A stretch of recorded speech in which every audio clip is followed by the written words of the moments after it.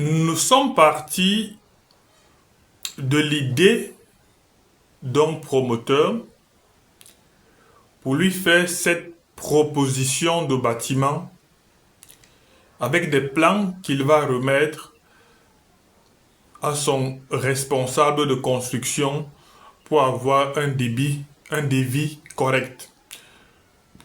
Comment est-ce que nous avons procédé? Quelles sont les étapes? Et comment est-ce que vous aussi, vous pouvez le faire? Alors, nous avons été contactés il y a quelques jours par un monsieur de la diaspora qui débutera sa formation ce soir. Et il nous a présenté son objectif de production. Il avait pour ambition de produire une quantité de lapins qu'il devrait mettre sur le marché chaque 10 jours, sur le marché camerounais. Et à partir donc de cet objectif de production, nous avons échangé. Il nous a fait savoir qu'il y a un modèle de cage qu'il peut faire venir au Cameroun.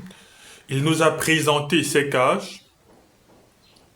Et nous avons donc essayé, à partir de son objectif, de définir le nombre de cages qu'il lui fallait. Bien entendu, on ne parlera pas du nombre de cages sans le cheptel de reproducteurs. Donc de son objectif, on a défini le nombre de reproducteurs. Nous avons défini le nombre de cages qu'il va faire venir au Cameroun en se rassurant que ces cages-là correspondent avec notre environnement. Bon, heureusement, il réside dans un pays où il y a la possibilité de modéliser ces cages comme lui, il veut. Ou alors il peut faire modéliser ces cages comme on va le conseiller. Donc après, lorsqu'il a donc fait, nous l'avons soumis des plans. Vous avez un exemple de plan de son bâtiment. Puis à gauche, vous avez le plan, c'est après à gauche, c'est à droite. Après donc le plan, nous avons fait une modélisation pour qu'il ait une idée de ce que ça va ressembler. Il faut noter que c'est un projet assez solide. C'est quand même du lourd. C'est quand même du très lourd. Donc comme je le disais, on a donc fait une modélisation. Et lorsqu'on va achever jusqu'au toit, il aura donc une vision de son projet, de son bâtiment dans l'avenir. On va donc remettre les plans à l'ingénieur en maçonnerie qui va donc débuter les constructions et lui-même pourra superviser. Donc vous également, vous pouvez arriver à le faire. Et tout ce que nous avons fait avec ce monsieur jusqu'à l'obtention de ce dimensionnement en 3D va constituer la partie pratique du premier module de notre formation qui débute ce soir. Donc, il est question pour nous, ce soir, là je vous décline déjà le programme, pour ceux qui sont inscrits et pour ceux qui ne sont pas inscrits, on va parler ce soir des fondamentaux de la cuniculture. Après les fondamentaux de la cuniculture, on va revenir sur la structuration d'un élevage de lapins. C'est-à-dire comment structurer votre élevage en fonction de votre environnement. Parce que la façon dont les élevages sont structurés en Europe, ce n'est pas comme ça qu'elles doivent être structurées en Afrique. La façon dont les élevages doivent être structurés au Cameroun, ce n'est pas comme ça qu'elles doivent être structurées en Côte d'Ivoire, ainsi de suite. Donc on parlera de la structuration et chacun va se retrouver dans les éléments que nous allons présenter. Après la structuration donc de l'élevage, on va parler de l'objectif de production.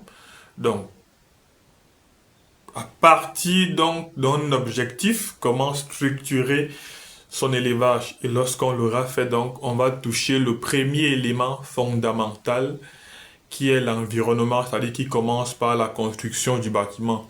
Et quand je parle de construction du bâtiment, je parle du choix du site, je parle de l'orientation des bâtiments, je parle de tout ce qu'il y a autour du bâtiment. Et comme je le disais en cas pratique, on aura les travaux de ce monsieur. Donc, il faut que chaque cuniculteur qui va participer à la séance de ce soir, que demain, il puisse être capable de définir son objectif de production. Identifier le matériel avec lequel il va travailler, dimensionner son bâtiment, le construire, l'équiper et le gérer. Ça, c'est ce que chaque participant doit pouvoir faire à partir de demain.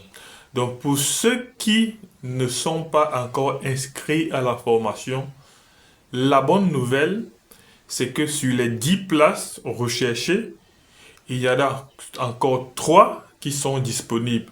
Donc, les inscriptions sont ouvertes jusqu'à 18 heures, puisque la formation, elle débutera à 20h30, heure du Cameroun, c'est-à-dire 19h30 GMT.